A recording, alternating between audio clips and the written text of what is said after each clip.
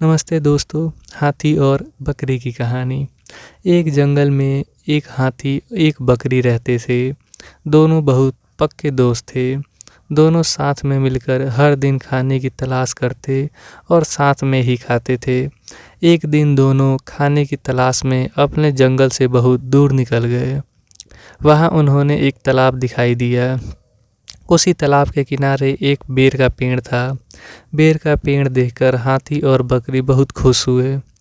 वह दोनों बेर के पेड़ के पास गए। फिर हाथी ने अपनी सूंड से बेर के पेड़ को जोर जोर से हिलाया और जमीन पर ढेर सारे पके हुए बेर गिरने लगे। बकरी जल्दी जल्दी गिरे हुए बेरों को इकट्ठा करने लगी। संयोगवश उस बेर के पेड़ पर एक चिड़िया का घोंसला भी था, जिसमें चिड़िया का एक बच्चा सो रहा था और चिड़िया दाने की खोज में कहीं गई हुई थी। बेर का पेड़ जोर से हिलाने के कारण चिड़िया का बच्चा घोंसला से बाहर तालाब में गिर पड़ा और डूबने लगा। चिड़िया के बच्चे को डूबते देखकर उसने बचाने के लिए बकरी तालाब में कूद गई, लेकिन बकरी को तैरना नहीं आता था। इस वजह से वह भी तालाब में डूबने लगी।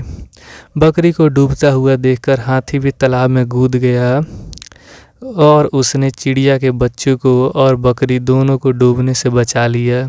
इतने में चिड़िया भी वहां आ गई और वह अपने बच्चों को सही सलामत देखकर बहुत खुश हुई। उसने हाथी और बकरी को इसी तालाब में बेर के पेड़ के पास रहने के लिए कहा। तब हाथी और बकरी भी चिड़िया के साथ उस बेर के पेड़ के नीचे रहने लगे।